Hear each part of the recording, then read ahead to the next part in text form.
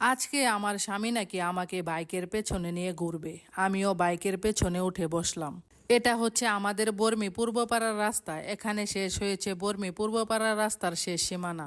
এখন আমরা আছি বরামা গ্রামের রাস্তায়। এই রাস্তাটা চলে গেছে বর্মি বরামার শীতলক্ষা নদীর উপরের ব্রিজ দিয়ে সিংহশ্রী ইউনিয়ন। আসসালামু আলাইকুম সম্মানিত দর্শক, আশা করি সকলে ভালো আছেন। আমি আর আমার স্বামী এখন যে রাস্তাটা দিয়ে যাচ্ছি এটা হচ্ছে সিংহশ্রী ইউনিয়নের রাস্তা। সিংহশ্রী ইউনিয়নের এই রাস্তাটাও অনেক সুন্দর।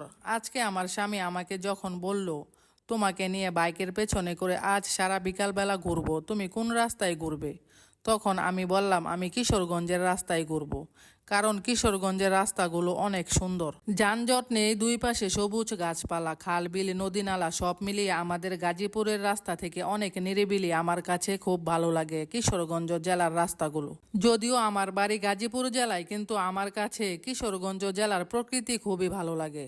তাই আমি স্বামীর সাথে মাঝে মাঝে বাইকের পেছনে বসে চলে যাই কিশোরগঞ্জ জেলায়।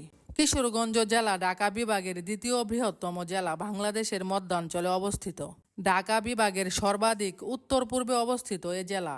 উপজেলার সংখ্যা অনুসারে কিশোরগঞ্জ বাংলাদেশের এ শ্রেণীভুক্ত জেলার অন্তর্গত। কিশোরগঞ্জ জেলার পরিচিতি বাক্য হল উজান ভাটির মিলিত ধারা, নদী হাওর মাছে ভরা। হাওর অঞ্চলের জন্য এই জেলা বিখ্যাত। কিশোরগঞ্জ জেলা বাংলাদেশের ঢাকা বিভাগে অবস্থিত। কিশোরগঞ্জের ইতিহাস সুপ্রাচীন। এখানে প্রাচীনকাল থেকেই একটি সুগঠিত গোষ্ঠী আছে এবং এখনও তা বিরাজমান। ষষ্ঠ দশকে ৩২-এর বাসিন্দা কৃষ্ণদাস প্রামাণিকের ছেলে নন্দকিশোর ব্রহ্মপুত্র নদের তীরে একটি গঞ্জ প্রতিষ্ঠা করেন। এ গঞ্জ থেকে কালক্রমে নন্দকিশোরের গঞ্জ বা কিশোরগঞ্জ এর উৎপত্তি হয়। একাদশ ও দ্বাদশ শতকে পাল, বর্মন ও সেন শাসকরা এ অঞ্চলে রাজত্ব করে। তাদের পরে ছোট ছোট স্বাধীন গোত্র কুচ, হাজং, গারো এবং রাজবংশীরা এখানে বসবাস করে। ১৪৯১ সালে ময়মনসিংহের অধিকাংশ অঞ্চল ফিরোজ শাহের অধীনে থাকলেও কিশোরগঞ্জ সেই মুসলিম শাসনের বাইরে রয়ে যায়। পরবর্তীতে মুঘল সম্রাট আকবরের সময়কালে বেশিরভাগ অঞ্চল মুঘল সাম্রাজ্যের অধীনে থাকলেও জঙ্গলবাড়ি ও ১১ সিন্দুর কুচ ও অহোম শাসকদের অধীনে রয়ে যায়। ১৫৩৮ সালে ১১ সিন্দুরের অহোম শাসক মুঘলদের কাছে ও ১৫৮০ সালে জঙ্গলবাড়ির কুচ শাসক ঈশা খাঁর কাছে পরাজিত হয়। ১৫৮০ সালে ১২ ভূঁইয়াদের প্রধান ঈশা খাঁ ১১ সিন্দুরের আকবরের সেনাপতি মানসিংহকে পরাজিত করেন।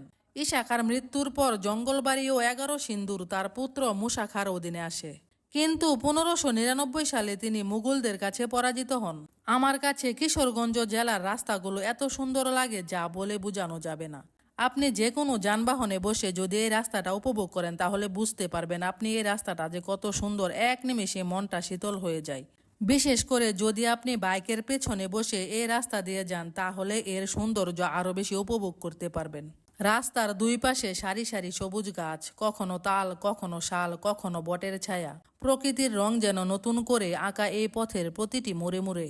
দূরে মাঠের মাঝে দিগন্ত জুড়ে শস্যের ঢেউ, হালকা রোদ আর বাতাসে মনটা প্রশান্তিতে ভরে যায়। একটা সময় মনে হয়েছিল জীবনের গতিপথ থেমে গেছে, কিন্তু আজ মনে হচ্ছে জীবনের গতিপথ ঠিক এখানেই, এই দুই চাকার পেছনেই, এই প্রিয় মানুষটির সাথেই। কখনো ছোট্ট একটা ব্রিজ আসে, নিচে পানি জলমল করে হাসে, পাখিরা উড়ছে দুপাশে, প্রকৃতি যেন আমাদের পথ দেখায়। দূরে মাঠের মাঝে দিগন্ত জুড়ে শস্যের ঢেউ। এই পথের শেষ কোথায় জানি না, তবে এই পথের সঙ্গী যখন প্রিয় মানুষটি, তখন গন্তব্যটা সবসময় সুন্দর। জীবনের প্রতিটা মুহূর্ত যদি এমন করে কাটে তাহলে পথ যত দূরই হোক না কেন ক্লান্তি বলে কিছু থাকবে না। ধন্যবাদ সবাইকে। আজকের ভিডিওটা এ পর্যন্তই। দেখা হবে ইনশাল্লাহ অন্য কোনো ভিডিওতে। সবাই ভালো থাকবেন। ফি আমানিল্লাহ।